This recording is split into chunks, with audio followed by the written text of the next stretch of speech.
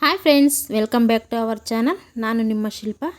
Friends, ನೀವಿನ್ನೂ ನಮ್ಮ ಚಾನಲ್ಗೆ ಸಬ್ಸ್ಕ್ರೈಬ್ ಆಗಿಲ್ಲ ಅಂದರೆ ಈ ಕೂಡಲೇ ಸಬ್ಸ್ಕ್ರೈಬ್ ಆಗಿ, ಹಾಗೆ ಪಕ್ಕದಲ್ಲಿ ಬರೋ ಬೆಲ್ ಐಕನ್ನ ಆನಲ್ಲಿ ಇಟ್ಕೊಳ್ಳಿ. ಆಲನ್ನ ಆಪ್ಷನ್ ಮೇಲೆ ಕ್ಲಿಕ್ ಮಾಡಿ. ಫ್ರೆಂಡ್ಸ್, ನಾನಿವತ್ತಿನ ವಿಡಿಯೋದಲ್ಲಿ ಬಂದುಬಿಟ್ಟು ಬೆಂಡೆಕಾಯಿ ಗೊಜ್ಜು ಮಾಡೋದನ್ನು ತೋರಿಸ್ತಾ ಇದ್ದೀನಿ. ಹಾಗಿದ್ರೆ ಬನ್ನಿ ಇವತ್ತಿನ ವಿಡಿಯೋಗೆ ಬೇಕಾಗುವಂಥ ಇಂಗ್ರೀಡಿಯೆಂಟ್ಸು ಹಾಗೆ ಮಾಡುವ ವಿಧಾನ ನೋಡ್ಕೊಳ್ಳೋಣ. ಫ್ರೆಂಡ್ಸ್, ಮೊದಲಿಗೆ ನಾನಿಲ್ಲಿ ಒಂದು ಅರ್ಧ kg ಆಗೋಷ್ಟು ಬೆಂಡೆಕಾಯಿ ತೊಗೊಂಡಿದ್ದೀನಿ. ಬೆಂಡೆಕಾಯಿನ ನೋಡಿ ಈ ಥರ ಕಟ್ ಮಾಡಿ 1 ಇಂಚ್ ಆಗೋಷ್ಟು ಸೈಜಿಗೆ ಕಟ್ ಮಾಡಿಬಿಟ್ಟು ಈ ಥರ ತೊಗೊಂಡಿದ್ದೀನಿ. ಇದನ್ನು ನೀಟಾಗಿ ವಾಶ್ ಮಾಡಿ ಕಟ್ ಮಾಡಿ ಇಟ್ಕೊಂಡಿದ್ದೀನಿ. ಹಾಗೆ 1 ಸ್ಪೂನು ಕಡಲೆಬೇಳೆ, ಹಾಗೆ 1 ಸ್ಪೂನು ಜೀರಿಗೆ, ಸಾಸಿವೆ ತಗೊಂಡಿದ್ದೀನಿ. ಹಾಗೆ ರುಚಿಗೆ ತಕ್ಕಷ್ಟು ಉಪ್ಪು, ನೋಡಿ ರುಚಿಗೆ ತಕ್ಕಷ್ಟು ಉಪ್ಪು, ಮಾಡೋದಕ್ಕೆ ಎಣ್ಣೆ, ಹಾಗೆ ಒಂದು ಈರುಳ್ಳಿನ ಚಿಕ್ಕದಾಗಿ ಥರ ಕಟ್ ಮಾಡಿ ಇಟ್ಕೊಂಡಿದ್ದೀನಿ. ಹಾಗೆ ಸ್ವಲ್ಪ ಕರಿಬೇವು, ಹುಣಸೆಹಣ್ಣು ನೋಡಿ ಇಷ್ಟು ತಗೊಂಡಿದ್ದೀನಿ. ನೆಲ್ಲಿಕಾಯಿ ಗದ್ರ ಹುಣಸೆಹಣ್ಣು ತಗೊಂಡಿದ್ದೀನಿ. ಹಾಗೆ ಸ್ವಲ್ಪ ಬೆಲ್ಲ ತಗೊಂಡಿದ್ದೀನಿ. ಹಾಗೆ ಸ್ವಲ್ಪ ಕೊತ್ತಂಬರಿ ತಗೊಂಡಿದ್ದೀನಿ. ಶುಂಠಿ 1 ಇಂಚ್ ಆಗೋಷ್ಟು ಶುಂಠಿ, ಹಾಗೆ ಒಂದು ಗೆಡ್ಡೆ ಬೆಳ್ಳುಳ್ಳಿ ಸಿಪ್ಪೆ ಬಿಡಿಸಿಟ್ಕೊಂಡಿದ್ದೀನಿ. ಸ್ವಲ್ಪ ಕಾಯಿ ತುರಿ, ಚಕ್ಕೆ, ಲವಂಗ ನೋಡಿ ಒಂದು 4 ಲವಂಗ, 1 ಇಂಚು ಚಕ್ಕೆ, 1-2 ಟೊಮೊಟೊ ತೊಗೊಂಡಿದ್ದೀನಿ. ಹಾಗೆ ಅಚ್ಚಕಾರದ ಪುಡಿ, ಧನಿಯಾ ಪುಡಿ, ಹಾಗೆ ಸ್ವಲ್ಪ ಅರಿಶಿನ ತೊಗೊಂಡಿದ್ದೀನಿ. ಈಗ ಒಂದು ಮಿಕ್ಸಿ ಜಾರಿಗೆ ಶುಂಠಿ, ಬೆಳ್ಳುಳ್ಳಿ, ಹಾಗೆ ಲವಂಗ,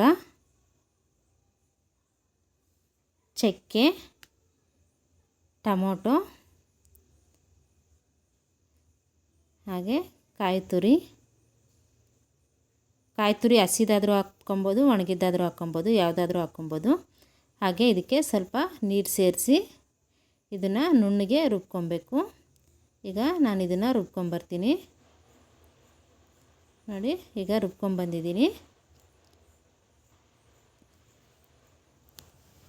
ನೋಡಿ ಈ ಥರ ರುಬ್ಕೊಂಡ್ರೆ ಸಾಕು. ಈ ಥರ ನುಣ್ಣಗೆ ರುಬ್ಬಿ ಇದನ್ನು ಪಕ್ಕಕ್ಕೆ ಎತ್ತಿಟ್ಕೊಬೇಕು. ಈಗ ಸ್ಟವ್ ಮೇಲೆ ಒಂದು ಬಾಣಲಿ ಇಟ್ಕೊಂಡು ಬಾಣಲಿಗೆ 1 ಸ್ಪೂನ್ ಎಣ್ಣೆ ಹಾಕ್ಕೊಂಡಿದ್ದೀನಿ. ಎಣ್ಣೆ ಹಾಕ್ಕೊಂಡು ನಾವು ಕಟ್ ಮಾಡಿಟ್ಟಿರುವಂತಹ ಬೆಂಡೆಕಾಯಿ ಹಾಕ್ಕೊಂಡು ಇದನ್ನು ಫ್ರೈ ಮಾಡ್ಕೊಬೇಕು. ಇದನ್ನು ಮೀಡಿಯಮ್ ಫ್ಲೇಮಲ್ಲಿ ಇಟ್ಕೊಂಡು ಫ್ರೈ ಮಾಡ್ಕೊಬೇಕು. ಕಲರ್ ಚೇಂಜ್ ಆಗೋವರೆಗೂ ಈ ಥರ ಮಧ್ಯದಲ್ಲಿ ಕೈ ಆಡಿಸ್ಕೊಳ್ತಾ ಫ್ರೈ ಮಾಡ್ಕೊಬೇಕು, ಇಲ್ಲಾಂದರೆ ಸೀದೋಗಿಬಿಡುತ್ತೆ. ನೋಡಿ ಈ ಥರ ಫ್ರೈ ಮಾಡಿಕೊಂಡು ಇದನ್ನು ಪಕ್ಕಕ್ಕೆ ಎತ್ತಿಟ್ಕೊಬೇಕು. ಒಂದು ಪ್ಲೇಟಲ್ಲಿ ಹಾಕಿ ಈಗ ಪಕ್ಕಕ್ಕೆ ಎತ್ತಿಟ್ಕೊಂಡು ಅದೇ ಬಾಣಲಿಗೆ ಇನ್ನು ಸ್ವಲ್ಪ ಎಣ್ಣೆ ಹಾಕ್ಬಿಟ್ಟು ಇದಕ್ಕೇ ಸಾಸಿವೆ ಜೀರಿಗೆ ಹಾಕ್ಕೊಬೇಕು. ಸಾಸಿವೆ ಜೀರಿಗೆ ಸ್ವಲ್ಪ ಫ್ರೈ ಆದ ನಂತರ ಇದಕ್ಕೆ 1 ಸ್ಪೂನು ಕಡಲೆಬೇಳೆ ಹಾಕ್ಕೊಬೇಕು. ಕಡಲೆಬೇಳೆ, ಹಾಗೆ ಸ್ವಲ್ಪ ಕರಿಬೇವು ಹಾಕ್ಕೊಂಡು ಇದು ಸ್ವಲ್ಪ ಫ್ರೈ ಆದ ನಂತರ ಇದಕ್ಕೆ ನಾವು ಚಿಕ್ಕದಾಗಿ ಕಟ್ ಮಾಡಿಟ್ಟಿರುವಂತಹ ಈರುಳ್ಳಿ ಹಾಕ್ಕೊಂಡು ಫ್ರೈ ಮಾಡ್ಕೊಬೇಕು. ಈರುಳ್ಳಿ ಕಲರ್ ಚೇಂಜ್ ಆಗೋವರೆಗೂ ಫ್ರೈ ಮಾಡ್ಕೊಬೇಕು.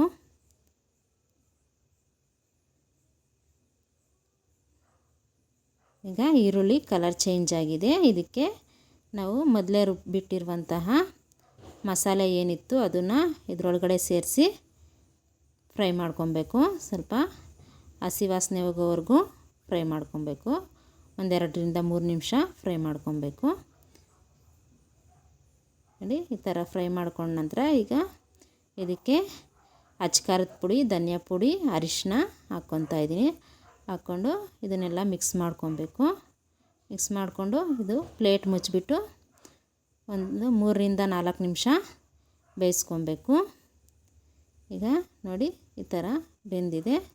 ಈಗ ಇದಕ್ಕೆ ನಮಗೆ ಗ್ರೇವಿಗೆ ಎಷ್ಟು ಬೇಕೋ ಅಷ್ಟು ನೀರು ಸೇರಿಸ್ಕೊಬೇಕು. ತುಂಬ ನೀರು ಹಾಕ್ಕೊಳಕ್ಕೆ ಹೋಗಬೇಡಿ.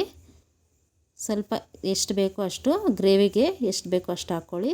ಹಾಗೆ ರುಚಿಗೆ ತಕ್ಕಷ್ಟು ಉಪ್ಪು, ಸ್ವಲ್ಪ ಬೆಲ್ಲ ಹಾಕ್ಕೊತಾ ಇದ್ದೀನಿ. ಬೆಲ್ಲ ನಿಮ್ಗೆ ಇಷ್ಟ ಇಲ್ಲಾಂದರೆ ಸ್ಕಿಪ್ ಕೂಡ ಮಾಡ್ಬೋದು.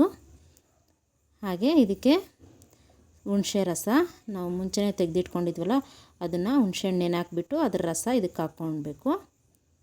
ಈ ಥರ ಹುಣಸೆ ರಸ ಹಾಕ್ಕೊಂಡ್ಬಿಟ್ಟು ಎಲ್ಲ ಮಿಕ್ಸ್ ಮಾಡಿಬಿಟ್ಟು ಇದನ್ನು ಪ್ಲೇಟ್ ಮುಚ್ಚಿಬಿಟ್ಟು ಒಂದು 5 ನಿಮಿಷ ಕುದಿಸ್ಕೊಬೇಕು. ಈಗ 5 ನಿಮಿಷ ಆಗಿದೆ, ನೀವು ಇಲ್ಲಿ ನೋಡ್ತಾ ಇರ್ಬೋದು ಕುದೀತಾ ಇದೆ. ಈಗ ಇದಕ್ಕೆ ನಾವು ಫಸ್ಟೇ ಫ್ರೈ ಮಾಡಿ ಇಟ್ಕೊಂಡಿರುವಂತಹ ಬೆಂಡೆಕಾಯಿ ಹಾಕ್ಕೊಂಡು ಎಲ್ಲ ಮಿಕ್ಸ್ ಮಾಡಿಬಿಟ್ಟು ಪ್ಲೇಟ್ ಮುಚ್ಚಿಬಿಟ್ಟು ಇದನ್ನು ಬೆಂಡೆಕಾಯಿ ಬೇಯೋವರೆಗೂ ಲೋ ಫ್ಲೇಮಲ್ಲಿ ಇಟ್ಕೊಂಡು ಬೇಯಿಸ್ಕೊಬೇಕು.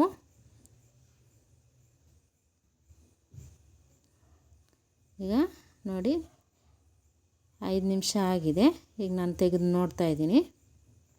ನೀವಿಲ್ಲಿ ನೋಡ್ತಾ ಇರ್ಬೋದು ಚೆನ್ನಾಗಿ ಕುದಿ ಬರ್ತಾಯಿದೆ ನೋಡಿ. ಈಗ ಬೆಂಡೆಕಾಯಿನೂ ಬೆಂದಿರುತ್ತೆ. ಈಗ ಇದಕ್ಕೆ ಕಟ್ ಮಾಡಿಟ್ಟಿರುವಂತಹ ಕೊತ್ತಂಬರಿ ಹಾಕ್ಕೊಬೇಕು. ಕೊತ್ತಂಬರಿ ಹಾಕ್ಕೊಂಡು ಎಲ್ಲ ಮಿಕ್ಸ್ ಮಾಡಿಬಿಟ್ಟು ನೋಡಿ, ಈಗ ಬೆಂಡೆಕಾಯಿನೂ ಬೆಂದಿದೆ. ಈಗ ಇದನ್ನು ಇಳಿಸ್ಕೊತೀನಿ ನಾನು. ಇವತ್ತಿನ ವಿಡಿಯೋ ಇಷ್ಟೇ ಫ್ರೆಂಡ್ಸ್. ನಿಮಗೆಲ್ಲ ಇಷ್ಟ ಆಗಿದೆ ಅಂತ ಅಂದ್ಕೊಂಡಿದ್ದೀನಿ. ನೋಡಿ ಎಷ್ಟು ಸಖತ್ತಾಗಿ ಬಂದಿದೆ ಬೆಂಡೆಕಾಯಿ ಗೊಜ್ಜು. ನೀವು ಒಂದು ಸಲ ಟ್ರೈ ಮಾಡಿ ಹೇಗೆ ಬಂತು ಅನ್ನೋದನ್ನು ನನಗೆ ಕಮೆಂಟ್ ಮೂಲಕ ತಿಳಿಸಿ. ಹಾಗೆ ನಮ್ಮ ಚಾನಲ್ನ ಸಬ್ಸ್ಕ್ರೈಬ್ ಮಾಡ್ಕೊಳ್ಳಿ, ಲೈಕ್ ಮಾಡಿ, ಶೇರ್ ಮಾಡಿ. ಹಾಗೆ ವಿಡಿಯೋ ನೋಡಿದ್ದಕ್ಕಾಗಿ ಎಲ್ಲರಿಗೂ ಧನ್ಯವಾದಗಳು. Thank you for watching. Bye, love you all. ಇನ್ನೊಂದು ವಿಡಿಯೋದಲ್ಲಿ ಸಿಗೋಣ. ಅಲ್ಲಿವರೆಗೂ ಬಾಯ್.